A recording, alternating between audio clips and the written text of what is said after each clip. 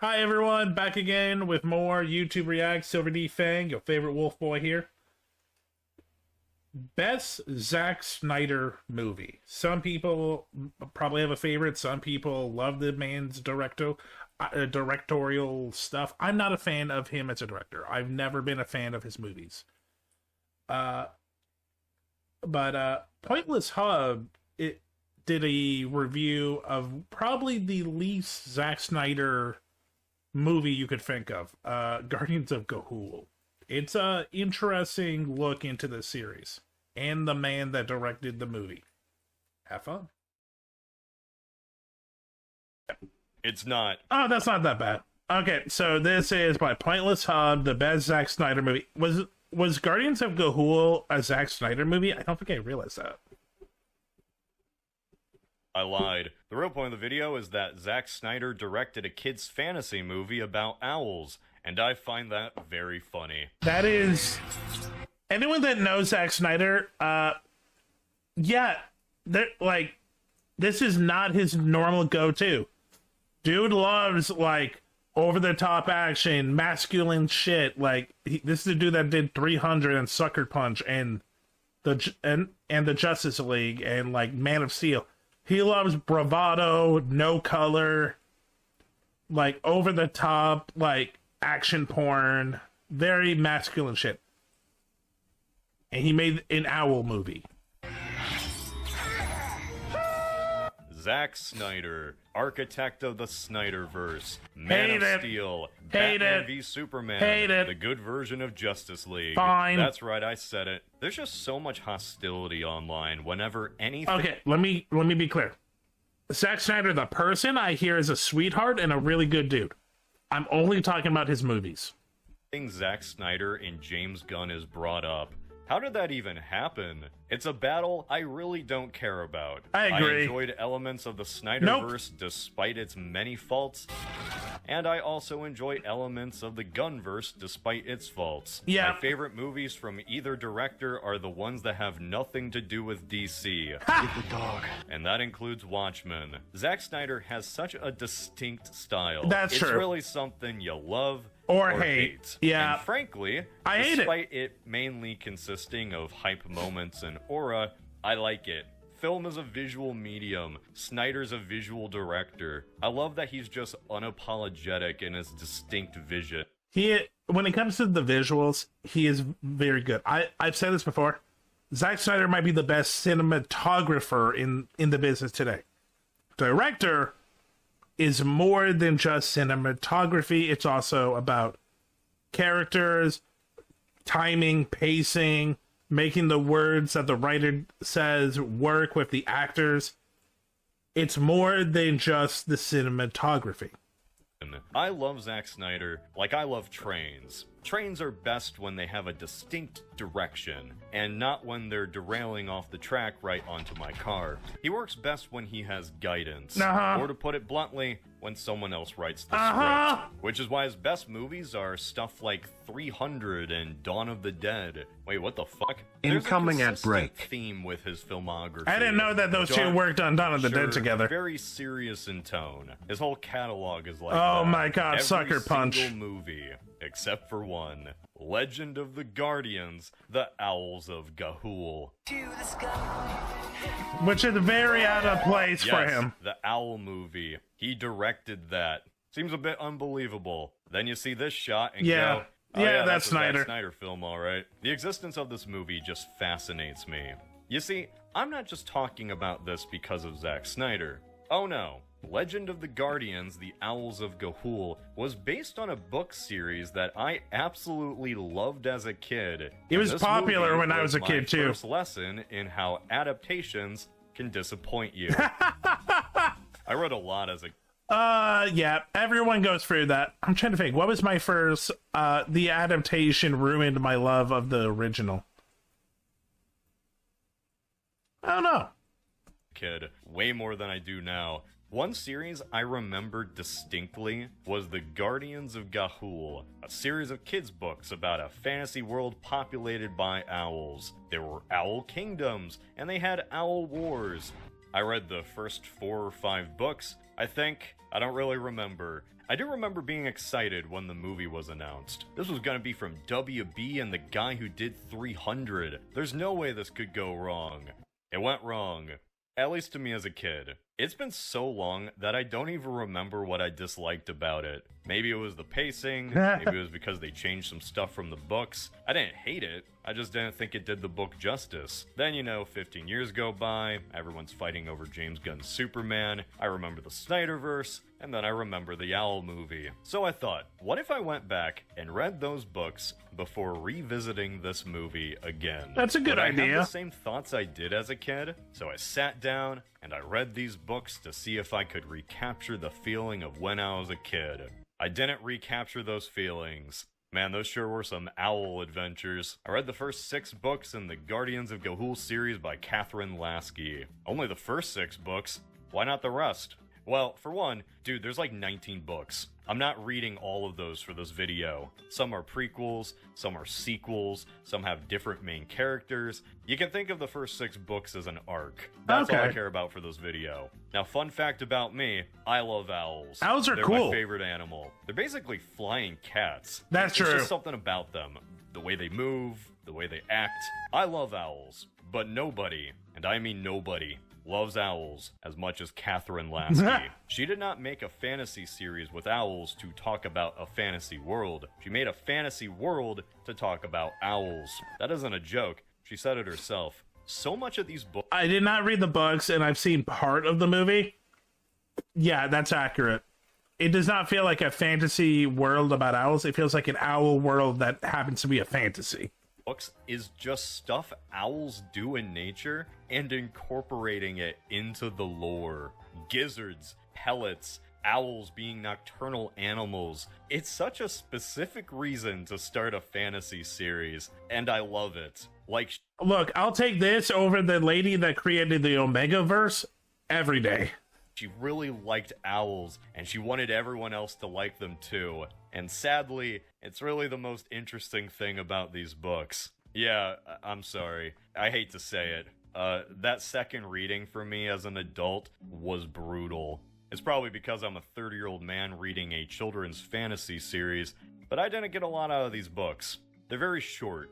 I could finish each in like 2 hours. There's nothing wrong with that. I'm not expecting a Song of Ice and Fire or anything. I was just expecting more. That's on me. I'm not the intended demographic anymore. As a kid, I loved them, so they did their job. That said, man, are there some pacing issues in these books. Like, each one can be summarized by a singular event. Damn! A majority of the story is really owls sitting around in Owl Hogwarts, or flying somewhere else to sit around. New discoveries are stewed on ad nauseum. They feel like they go on endlessly. A lot of times, information is just repeated to get it through the reader's head. It's pretty slow. I'm sorry if I offended any Guardians of Ga'Hoole fans out there with my review, but those are my thoughts. Are there any Ga'Hoole fans out there anymore? I know one. The person who sent this to me. Kenny loves this movie. Curious. Hopefully I don't get mobbed by a bunch of Ga'Hooligans. Ga'Hooligans! These books, by their very structure, can't really be adapted like an average young adult novel. This isn't like other kids' books like Narnia or The Road, where one book equals one movie. These books aren't paced like that. The only way to get anything resembling a 3-act structure is to just smush all these novels together, which is exactly what this movie did. Hey, it's me. You know me, you love me, Chef Bobby Boobadelli. I got my restaurant back. But you know what? I think I'm done with professional cooking. I think I want to get into painting miniatures. And this is a very time-consuming hobby. I could be like most tabletop enthusiasts and get a pizza alongside a side. We're gonna play the ad. We're gonna help. We're gonna help him out. The sponsor of today's video. I don't care about Factor. Factor delivers delicious. Living in Canada is just too much. All you gotta do is microwave them for 2 minutes, and you're ready to go. Ew. You don't even need to be a professional chef. Miniature painter like myself. You're a grown-up baby bird now. You don't need me. Spread your wings and fly. Look right here at these options I got. I got the protein selection. I think it's a really good idea. Spiced shrimp and it's just not worth the price. Sour cream and chive chicken. And what I'm having right now, barbecue sauce pulled pork. You can get calorie smart It's too meals, wet. gluten-free options, and now even Asian and Mediterranean meals. Eating clean is so easy thanks to Facta. Wowzers. I'm Italian. So why not try Facta out? It's an easy way to have home-cooked meals. I'm gonna guess it tastes good, but it looks awful. Click the link in the description and use my code PointlessHubFB50 to get 50% off your first Facta box, plus free breakfast for 1 year. Damn. Now, if you don't mind me, I have to paint some orcs before this tournament. Once again, I have been undone by procrastination. The boots. Welcome to my 3rd grade book report. Soren is an owlet living with his loving family in a 2-story suburban home in Toledo, Ohio. Things are good for him. What? His mom and dad tell him stories about the Guardians of Ga'Hoole, the legendary warriors who save owl kind. Don't gamble. Soren and his sister Eglantine both love these stories, while their brother Clud does not. Clud is edgy and hates everything. They also have a blind snake as a maid. Barn owls have snakes as maids. That's just a thing that happens. So, they have classism? Ugh. In this world. One day, Soren gets drop-kicked out of the nest by Clud, and before he can do anything about it, he gets thrown in the back of a white van by some strange owls. Those owls take him to St. Agilia's School for Orphaned Owls, also known as St. Aggies. Just like the real Aggies, this place is a cult. Baby owls are forced to do manual labor, like sorting eggs, digging through pellets for pieces of metal, or farming likes on social media, and they do so while brainwashed. The school forces the owls to stare at the moon for so long, they enter a zombie-like state called moonblink. This is where Soren meets an elf owl named Gylfie. They both decide to be smart and not get brainwashed, pretending to be moonblinked to survive. Turns out there's some double agents inside the school that want to take St. Aggie's down, like one owl named Hortense, who gets killed and never mentioned again until like the 4th book, and another called Grimble. Grimble also gets killed, but not before teaching Soren and Gylfie how to fly. Yeah, right off the bat, some named characters die. That was pretty wild to me as a kid. After escaping, these two then meet some other owls, like Twilight, a loner orphan who has always lived by himself, and Digger. He sure is wacky. They kill some enemy owls and go off to find the Guardians of Ga'Hoole. So he's just not going back to his family. He can fly now. He can go back home to his loving parents and siblings that, well, most of them probably care about him, except for the asshole that kicked him out of the tree. Book 1 is really the most eventful of all the books. I'm gonna skim over the rest pretty fast because they can be summed up by like one major event. One time, just nothing happened in an entire book. Book 2 is about the gang making it to the Great Tree and meeting the Guardians. The Great Ga'Hoole Tree is smack dab in the middle of the Sea of Hoolmere. Why? There's a lot of Hools in the story. He was an important guy. They meet a nice old owl named Ezelrib, who is very wise and unassuming. There is no possibility he ever had a past of being a great wizard. I mean warrior. Most of the book is them getting taught to do owl things in owl class. It isn't until book 3 when the real threat of the series is actually unveiled. Racist owls. That is not a joke. Those are the... What, a book with snake slaves, mind control, manipulation, has racist owls? I'm so shocked. Main bad guys going forward. Racist owls. Really, more specifically, German owls. That's the most I can say before YouTube kills me. You see, there's a big bad owl named Metalbeak who rules over... I'm starting to see why Zack Snyder wanted directed a movie based on these books. ...for a secret army called the Pure Ones. Ew. The Pure Ones are made up exclusively of barn owls, just like Soren, who think they're superior to all the other owls. They want to take over the world, and it's up to this coalition of owl species to bring them down. World War II with birds. Stop laughing. At the end of Book 3, Soren and pals finally confront this mysterious Metalbeak. And guess who it is? His brother? Who Metalbeak could It's possibly his be. edgy brother. Of all the characters I've his mentioned racist in this brother. Summary, I suspected who it was halfway through, and you might too.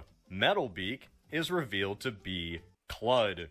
That's right, Clud is back, and he's more racist than ever. Clud is now a chud. Fucking Book 4 is just Clud. the Guardians preparing for an owl war, as Metalbeak, alongside his girlfriend Naira, playing... Oh my god. Ugh.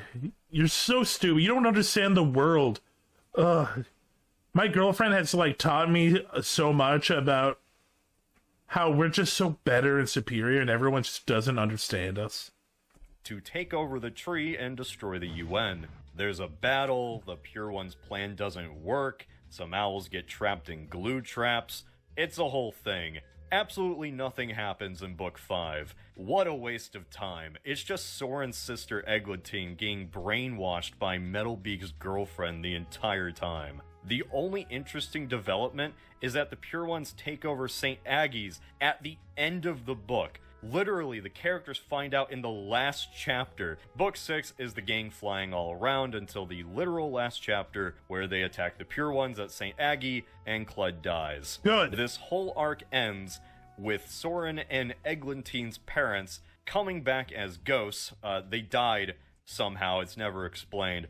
And the ghosts congratulate their kids on killing their douchebag brother before going off to Owl Heaven. The end. That's really... I think you mean Ahulvin? Ahulvin? the gist of the story, so you get the movie. There's some other things, like how Ezelrib, the old peaceful owl, is actually one of the most famous owl warriors. Or how about the absolute craziest thing? All humans are extinct. I don't know how I forgot about this detail as a kid. I figured it was just a land of sentient owls. But throughout the story, it's lore dropped that humans existed at one time, and owls replaced us, left to populate our monuments and our ruins like stone castles. This is a life after people situation mixed with the future is wild, where life just moved on after humanity. Owls are the new squids. Owls have gained sentience and started creating technology on their own. Like, the Guardians have mastered fire and learned to forge things. These owls know about astronomy, navigation, and freaking magnetics. Magnets, how do they work? That's the entire plot. The most important resource that all these owls are fighting over are these bits of iron called flecks. If you have a lot of iron together, it becomes magnetic, and these magnets almost have magical properties. They mess with the owl's navigation system, basically immobilizing them. The reason I mention all of this is because the movie simply doesn't. As we've seen throughout the years, adapting a novel is not an easy thing to do. True. Adapting a novel into a movie is even harder. Before shows on... Hi. I'm not gonna lie, I forgot that I was still in this chat.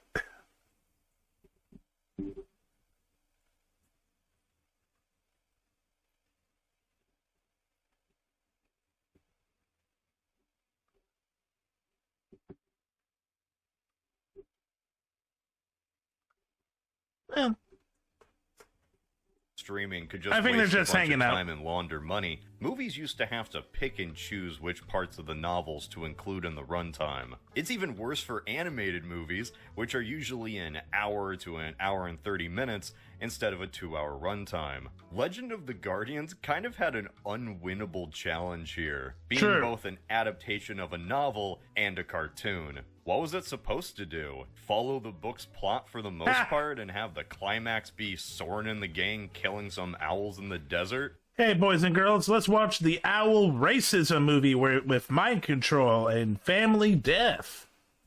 Was it supposed to focus on them being taught at Owl Hogwarts and have a series of movies where nothing really happens? Or could it condense these books into a digestible plot with a 3-act structure? I get why they did option 2. Which is funny, because when I first watched this movie as a kid, I thought the movie was too fast. They changed so much. I was mad. I stomped my little legs out of the theater or something.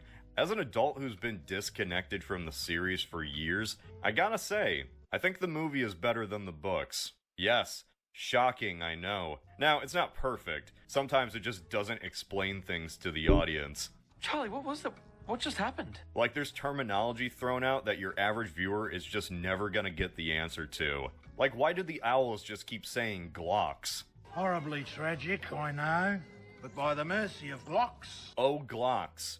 Glocks, dang it. Every owl needs a Glock. Well, in the books, it's explained that the owls call God Glocks for some reason, and the movie just never bothers to let the audience in on it. I guess it's something hard I like the idea that these owls are always packing. to do without a third-person narrator. The movie never really explains what the Guardians of Ga'Hoole even do outside of the vague, they're the good guys. We never even get an explanation for what Flecks actually are. So it just seems like these owls are fighting over magical orbs or something. I remember how this was really popular as a kid. Why are they so strongly affected by the this books or blue the light? movie, Kai? We never know. This is the owl's navigation I do system remember being both. disrupted, by the way. They aren't being force lightninged. Now, with that said, I don't really care that much that they didn't explain a lot. Personally, I think the best way to watch these movies is after reading these books in the span of 2 weeks like I did. It's kinda cool to see these characters animated, but I guess if you had no idea what this stuff was, then the pacing would feel incredibly fast. For me, I was just pointing at the TV each time I recognized something.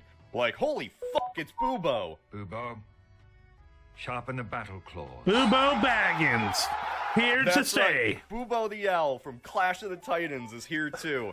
What a deep cut. 10 out of 10 book and movie right here. He's even the blacksmith, because Boobo was made by the Greek god of metalworking. That's you gotta insane. admit, this is cool. Yeah, that's fun.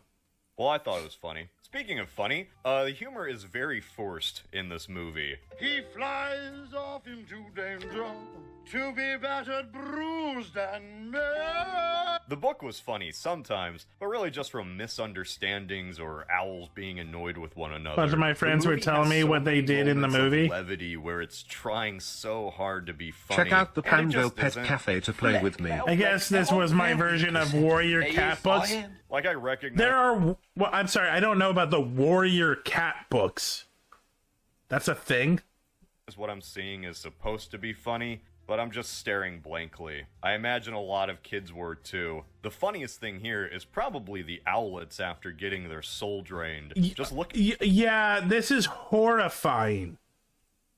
In the books, it already sounded bad. This is a children's book / children's movie about brainwashed, soulless owls. Jesus. Look at their stupid faces. They brainwashed Ovaltine. The biggest tonal issue comes smack dab in the middle after the owls reach the tree. In the middle of this Owl Lord of the Rings where they just reached Rivendell, there is a montage set to an Owl City song. Silver, I no, get it. and no, Owl I'm not City, going down you would not believe that your eyes. China-sized 10 hole of million explaining it. Just fireflies. Google Warrior But it's not Cat. even Got that it. song, despite my wife gaslighting me that it was for all these years. It's some other one. A theme song they were just so proud of, they needed it here.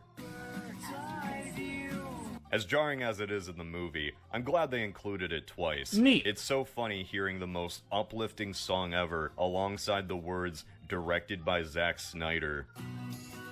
And those credits arrive faster than you think. This movie moves quick. It's like they took all 6 books and tossed them in a blender. It led to some interesting changes. For one, Clud the brother. In the book, Clud is just a psychopath. Yep. A one-dimensional weirdo that even his parents don't really like. As much as I find one-dimensional villains fun, this isn't Disney. Clud isn't singing a little number. I want something a little more complex. And luckily, the movie actually makes him a character. The way they do it is by doing something a little controversial. They combined St. Aggies and the Pure Ones into one. In the movie, St. Aggies are controlled by the Pure Ones, with an older Metalbeak and Naira established immediately as the villains. But soon enough, That actually probably does work. Like, St. Agnes already is kind of like a shithole and kind of already disgusting, and they do take over it in the book. So, yeah, just cut the middleman. you will understand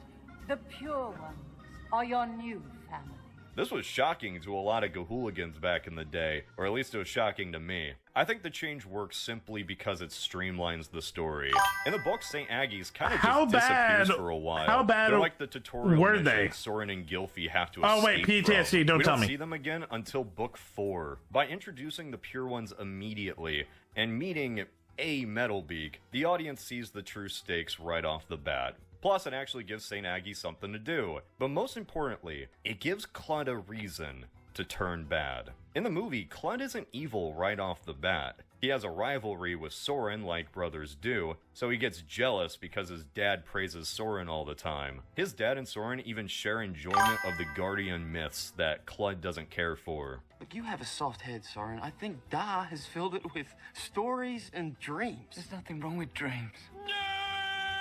This is the change that I True really nerd. like. Instead of Soren getting kicked out by his evil brother, they both fall out of the tree by accident, and then both taken to St. Aggie's. That makes more It's there sense. where Soren speaks up for a little elf owl, and he gets punished. Meanwhile, Clud says nothing, and he gets praised.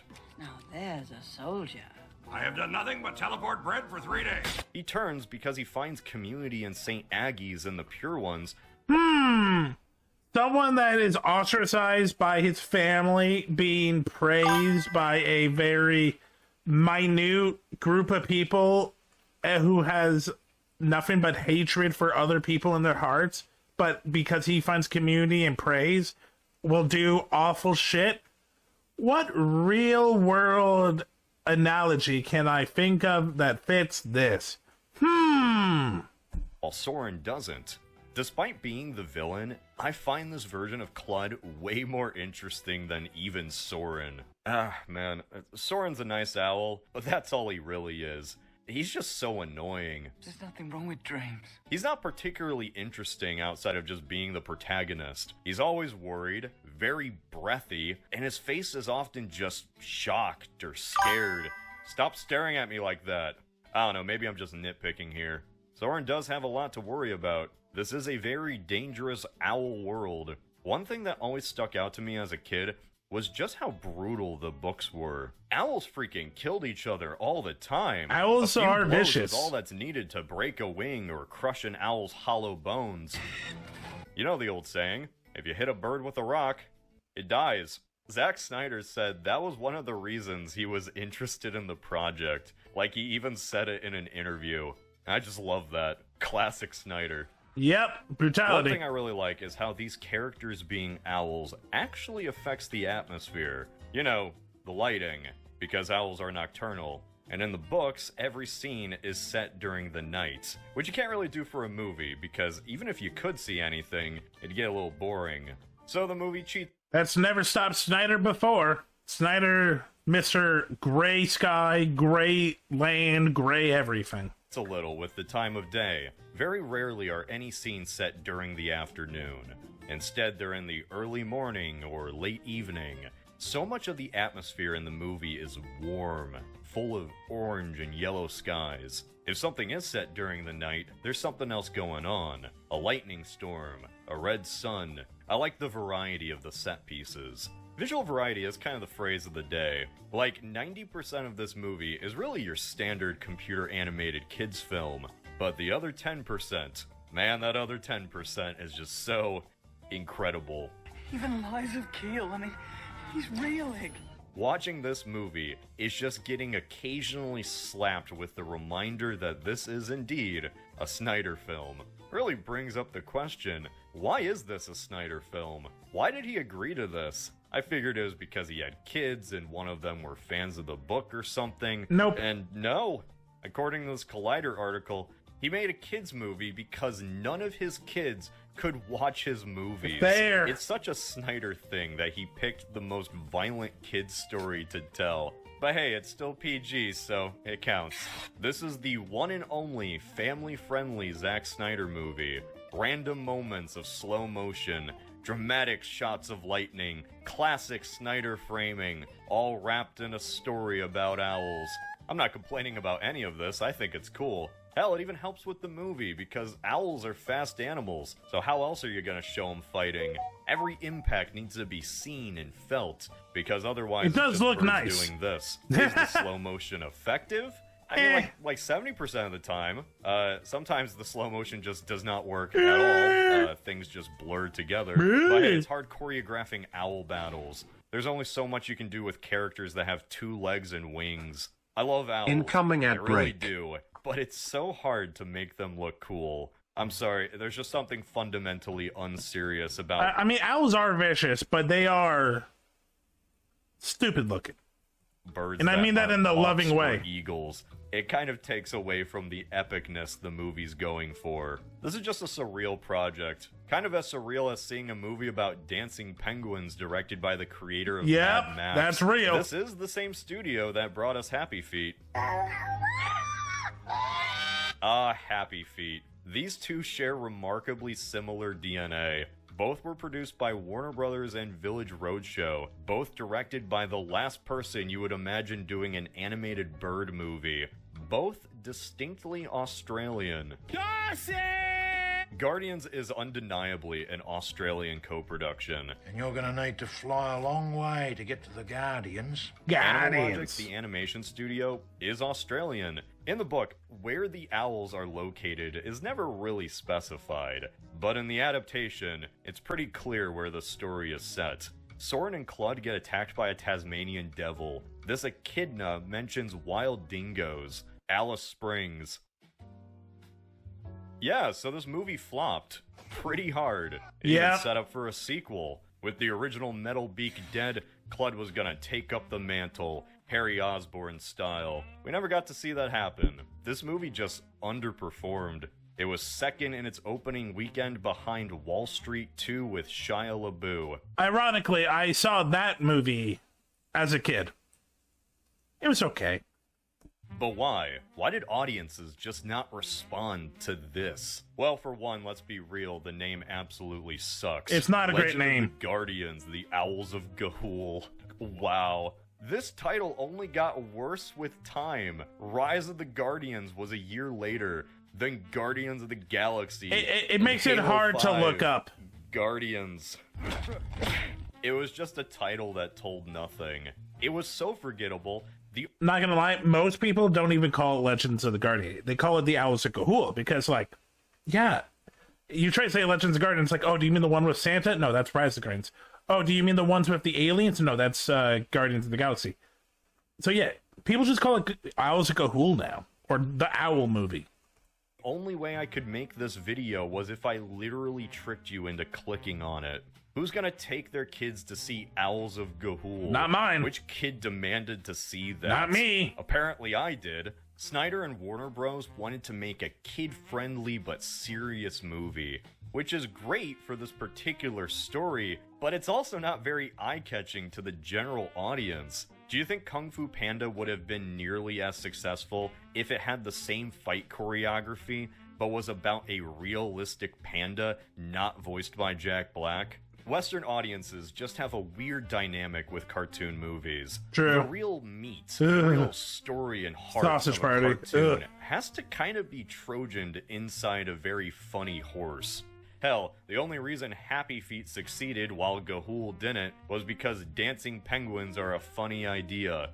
You can market this. You can't really market owls taking themselves. I hate it, but I am laughing at just that little penguin doing a two-step, so he ain't wrong. Oh, seriously. I don't know, it's a shame. Maybe it came out too early. Not all stories really need to be adapted for movies. I'm not the biggest Ga'Hooligan anymore, but I think maybe you could turn this into a show for streaming. I mean, you could turn anything into a show for streaming. I like The Witcher show Nowadays. Each novel could be retold. Witcher on Netflix is good. Changing any aspect of the plot. Who knows? Maybe it could have had a decently sized niche fan base before Netflix inevitably canceled it after one season. I figured it out way back. If God is all powerful, he cannot be all good, and if he is all good, then he cannot be all powerful, and neither can you be. Thanks, James Gunn. Unprompted talking about Peacemaker Season 2. Okay. That was fun. I liked it. I have no reason to watch the movie. Hey, thanks for checking out this video. Check me out on Twitch, SilverDFanng, 2 N's in Fang. Check me out on Twitter and Blue Sky under the same name. Also TikTok. Have a great night.